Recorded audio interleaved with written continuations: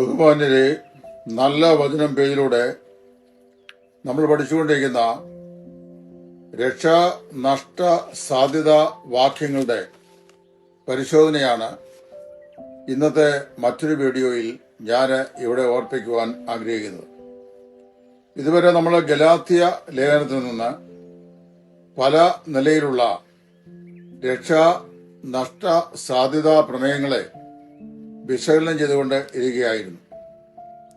ഇന്ന് ഫിലിപ്പിയ ലേഖനത്തിൽ പറയപ്പെടുന്ന ഒരു വാക്യം, ആ വാക്യത്തിന്റെ പ്രത്യേകത നിങ്ങളെ ഓർപ്പിക്കുവാൻ ഞാൻ ആഗ്രഹിക്കുകയാണ്.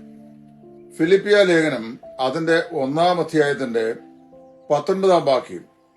ആ വാക്യത്തിൽ നാം ഇപ്രകാരം വായിക്കുന്നു: നിങ്ങളുടെ പ്രാർത്ഥനയാലും യേശുക്രിസ്തുവിന്റെ ആത്മാവിന്റെ സഹായത്താലും അത് എനിക്ക് രക്ഷാകാരണമായി തീരും എന്ന് ഞാൻ അറിയുന്നു.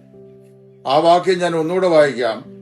നിങ്ങളുടെ പ്രാർത്ഥനയാലും യേശുക്രിസ്തുവിന്റെ ആത്മാവിന്റെ സഹായത്താലും അതെനിക്ക് രക്ഷാകാരണമായി തീരും എന്ന് ഞാൻ അറിയുന്നു.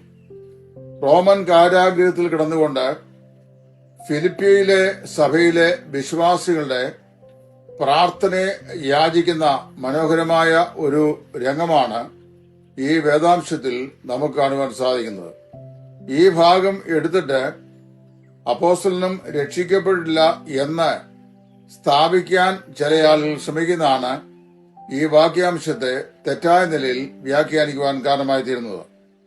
വാസ്തവത്തിൽ ഈ വേദാംശം നമ്മൾ പഠിക്കുമ്പോൾ എന്താണ് അപ്പോസ്തലനായ പൗലോസ് ഇവിടെ ഉദ്ദേശിച്ചത്? താനും രക്ഷിക്കപ്പെട്ട ആളല്ലെന്നോ, ഫിലിപ്പിയിലെ വിശ്വാസികളുടെ പ്രാർത്ഥന കൊണ്ടും യേശുക്രിസ്തുവിന്റെ ആത്മാവിന്റെ സഹായത്താലും തനിക്ക് ഭാവിയിൽ രക്ഷിക്കപ്പെടാൻ സാധിച്ചേക്കാമും എന്നുള്ള ചിന്തയാണോ അദ്ദേഹം പറയുന്നത് എന്നുള്ളത് സൂക്ഷ്മ വിശകലനം ചെയ്താൽ അനായാസേന നമുക്ക് ഗ്രഹിക്കുവാൻ സാധിക്കുന്നു.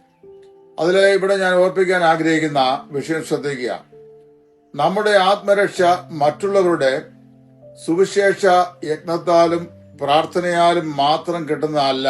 അത് പ്രത്യേകം മനസ്സിലാക്കണം. നമ്മുടെ ആത്മരക്ഷയ്ക്ക് വേണ്ടി പ്രാർത്ഥിക്കുന്ന ധാരാളം ആളുകൾ ഉണ്ടാവാം. ആഫ്രിക്കൻ വനാന്തരങ്ങളിൽ കർത്താവിന്റെ വേല ചെയ്ത ഏറ്റവും പ്രശസ്തനായിരുന്ന ഡേവിഡ് ലിവിങ്സ്റ്റൺ, അദ്ദേഹത്തെ സംബന്ധിച്ചു, അദ്ദേഹത്തെക്കുറിച്ച് അദ്ദേഹത്തിന്റെ ശവസംസ്കാര ശുശ്രൂഷ ഇംഗ്ലണ്ടിൽ വെച്ച് നടക്കുമ്പോൾ അവിടെ വെച്ച് അദ്ദേഹത്തിന്റെ ശവസംസ്കാര ശുശ്രൂഷയിൽ ഒരു ദേവദാസൻ കർത്താവിന്റെ സുവിശേഷവും പ്രത്യാശയുടെ വചനവും സംസാരിക്കുകയും അതുവരെ തന്റെ കൂട്ടുകാരന്റെ രക്ഷയ്ക്ക് വേണ്ടി ഈ പറയപ്പെട്ട മിഷണറി പ്രാർത്ഥിച്ചുകൊണ്ടിരുന്നെങ്കിലും, അവിടെ പ്രസംഗിച്ച മിഷണറി പ്രാർത്ഥിച്ചുകൊണ്ടിരുന്നെങ്കിലും അതുവരെയും രക്ഷിക്കപ്പെടാതിരുന്ന ആ വ്യക്തി ഈ മഹാനായ മിഷണറിയുടെ യാത്രയപ്പിനുള്ള ബന്ധത്തിൽ കർത്താവായ യേശുവിനെ രക്ഷിതാവും കർത്താവുമായി സ്വീകരിപ്പാൻ ഇടയായതായി ഒരു ചരിത്രം വായിച്ചിട്ടുണ്ട്. ഒരു പക്ഷെങ്കിൽ ചില ആളുകളുടെ ആത്മരക്ഷയ്ക്ക് വേണ്ടി നമ്മൾ പ്രാർത്ഥിക്കുന്നു. അത് നമ്മുടെ പ്രാർത്ഥനയുടെ ഫലമായി അവർ കർത്താവായ യേശുവിനെ രക്ഷകനും കർത്താവുമായി സ്വീകരിക്കുവാനുള്ള സാവകാശം ഉണ്ടാകാറുണ്ട്.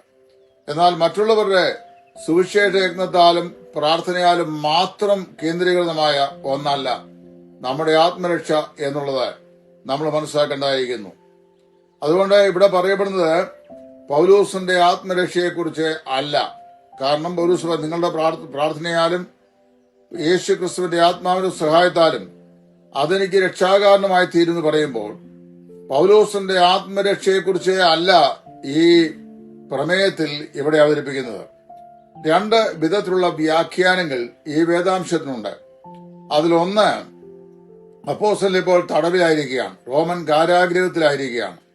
റോമൻ കാരാഗൃഹത്തിലായിരിക്കുന്ന അപ്പോസ്തലനായ പൗലോസിന് ഈ തടവറയിൽ നിന്ന് ഈ ഫിലിപ്പിയിലെ വിശ്വാസികളുടെ പ്രാർത്ഥനയാലും ദൈവത്തിന്റെ പരിശുദ്ധാത്മാവിന്റെ പ്രത്യേകമായ സഹായത്താലും ഒരു വിടുതൽ ലഭിക്കും എന്നുള്ള പ്രത്യാശ, ശുഭാപ്തി വിശ്വാസം അപ്പോസ്തലന് ഉള്ളതായിട്ടാണ് ഈ വാക്യാംശത്തിൽ പ്രഥമത മനസ്സിലാക്കുവാനായിട്ട് സാധിക്കുന്നു.